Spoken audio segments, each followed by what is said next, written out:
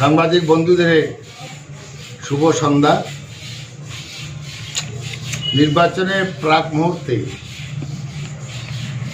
রাজধানী আগরতলায় এবং অন্যান্য শহরেও,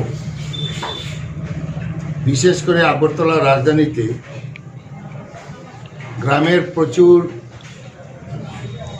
বিজেপি আগরতলা মোতায়েন করেছে। বেশিরভাগ গ্রামের মানুষকে জড়ো করা হয়েছে।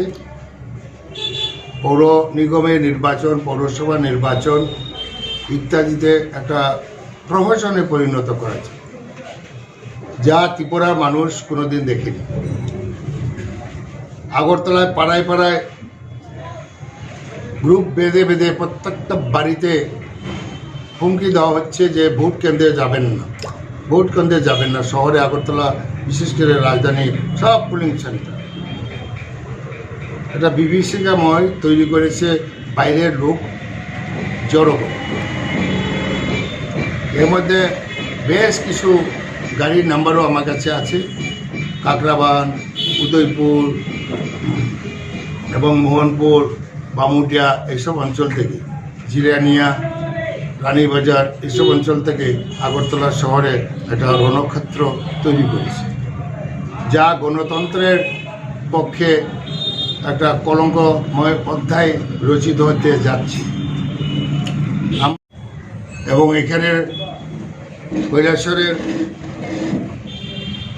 নির্বাচন মণ্ডলী, কৈলাসরের জনগণ শান্তিপ্রিয়, সন্ত্রাসকে পছন্দ করেন।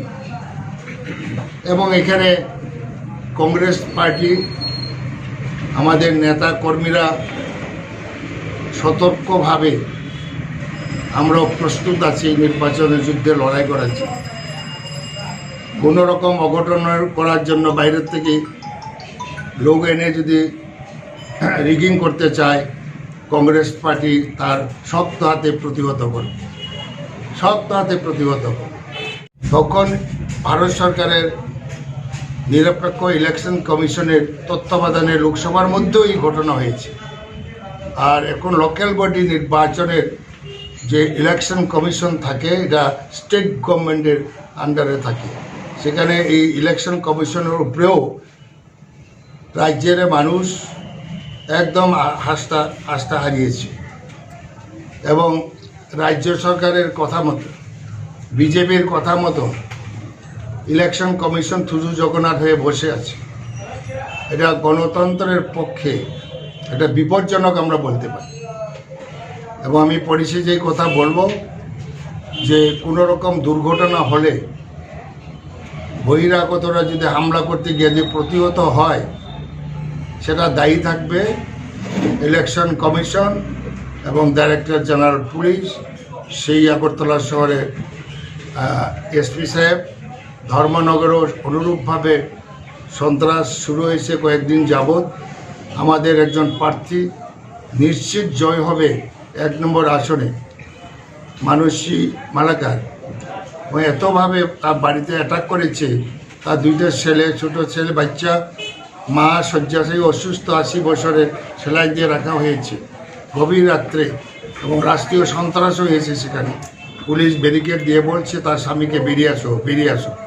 তখন আমি আইজি ল অ্যান্ড অর্ডার নাট সাহেবের কথা বলেছি এবং এসপি রাত্রে বলেছে যে আমি পুলিশকে উইথড্র করব। আপনি পুলিশ কেন ঘেরাও করবে?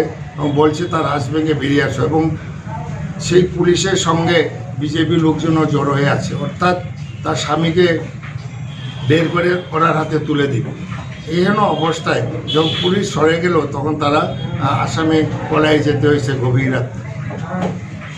নির্বাচন কমিশনকে বলবো, director general police, chief secretary, সবাই কাছে বলবো যে ভোট কেন্দ্রে যাতে সন্ত্রাস না করে। এবং এখন যে ঘরে ঘরে রাজধানী আগরতলার মানুষের বাড়ি ঘরে যাচ্ছে নির্বাচনে ভোট প্রদানে, বাড়ি থেকে না বেরোনোর জন্য, প্রথমে নির্বাচন হওয়ার আগেই বিকাল থেকে এইভাবে মানুষের থ্রেট করতে শুরু করেছে। এখনও সময় আছে। Election commission, director general police এবং ওই আগরতলা শহরে পুলিশ সুপার, তাদের কাছে আমরা ডিমান্ড করব, এখনও সময় আছে যারা বাইরে থেকে প্রবেশ করেছে রাজধানী, তাদেরকে প্রতিহত করার জন্য। ধরনের কোনো সংঘর্ষ বা দুর্ঘটনা হয়, এটা দায়ী থাকবে রাজ্য সরকার, রাজ্যের নির্বাচন কমিশনের দায়ী থাকবে। এবং আপনারা জানেন যে সুপ্রিম কোর্ট একটা ভার্ডিগও দিয়েছে সুষ্ঠু নির্বাচন করার জন্য। বা আমি বিশ্বাস করি যে এই প্রশাসন এবং ইলেকশন কমিশন এখনই যাতে যুদ্ধকালীন ভিত্তিতে সিদ্ধান্ত নিয়ে যাতে বাইরের লোকগুলো যে পাড়ায় পাড়ায় গিয়া হুমকি দিচ্ছে এটা বন্ধ করে। প্রত্যেকটা শুধু কংগ্রেসের প্রার্থী নয়, বিজেপি বিরোধী যত প্রার্থী আছে তাদের বাড়িঘরে গিয়ে হুমকি দেওয়া হচ্ছে। 28 তারিখের পরে খুন করব এরকম অভয়নগরে আমাদের ক্যান্ডিডেটকে বলা হয়েছে। এবং আমরা বেশ কিছু ক্যান্ডিডেটের জন্য আগরতলায় পুলিশ সুপারের কাছে লিখিতভাবে জানানো হয়েছে নিরাপত্তা দেওয়ার জন্য,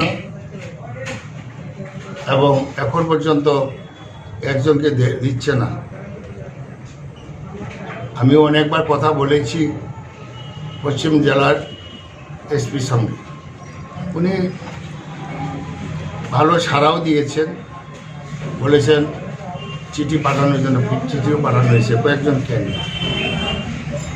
এটা কারণ মানুষ এখন এই সরকারের বিরুদ্ধে বীতশ্রদ্ধ হয়েছে এবং বিজেপি পার্টি মানুষের উপরে মানুষকে আর বিশ্বাস করতে পারছে।